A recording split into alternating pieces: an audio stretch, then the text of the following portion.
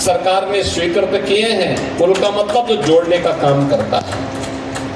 17 स्थानों पर जौनपुर की कनेक्टिविटी को बेहतर करने का काम सरकार कर रही है और उस कार्यक्रम को आगे बढ़ाने के लिए आज हम सब आपके बीच में आए हैं। ये सामूहिक विवाह की योजना, यह भी 2 परिवारों को जोड़ने का एक माध्यम बना है।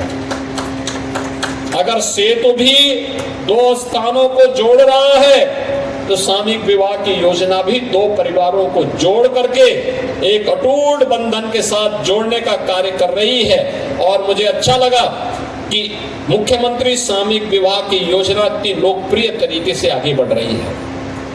बहनों और भाइयों, मैं आज जौनपुर में इसलिए भी आया हूं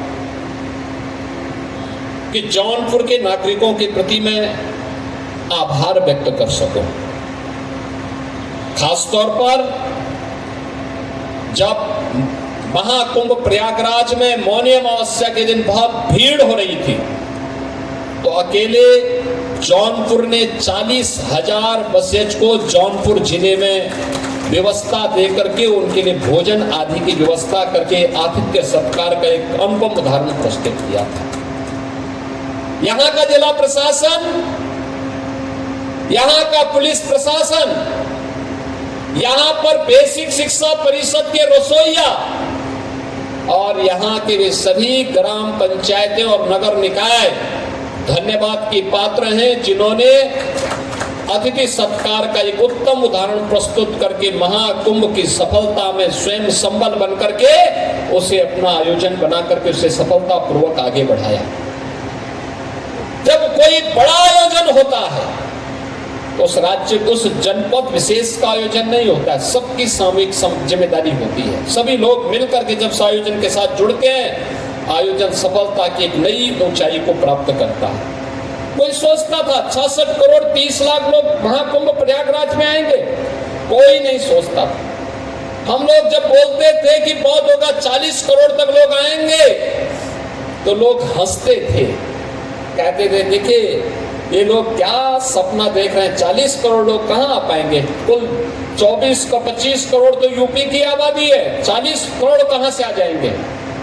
और उन लोगों ने पहले दिन से मुहिम चलाई थी नकारात्मकता फैलाने की, पूरी नकारात्मकता फैलाते थे।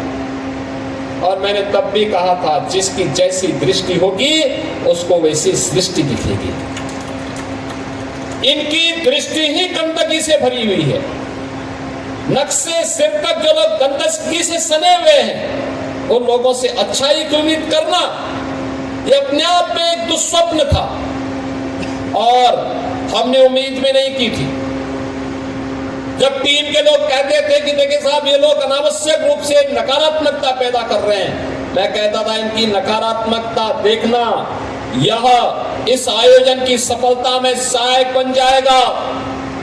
और आपने देखा होगा देश के अंदर कोई राज्य ऐसा नहीं जहां का श्रद्धालु महाकुंभ में पहली बार न आया हो, पहली बार हुआ है।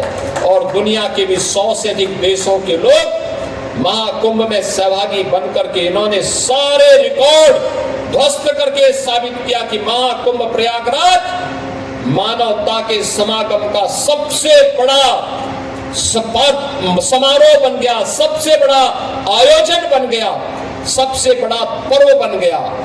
और इस महापर्व ने अपने आप को साबित करके 66 करोड़ 30 लाख श्रद्धालुओं को मां गंगा, यमुना और सरस्वती की पावन त्रिवेणी में स्नान करा करके लोगों को प्रयागराज, उत्तर प्रदेश और एक भारत श्रेष्ठ भारत के भाव के साथ जोड़ने का कार्य किया।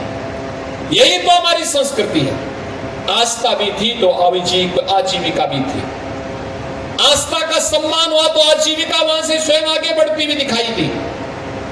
उत्तर प्रदेश की अर्थव्यवस्था को एक नई गति मिली और विकास की इसी गति को आगे बढ़ाने के लिए एक डबल इंजन की सरकार आज आपके बीच मिलकर के कार्य कर रही है।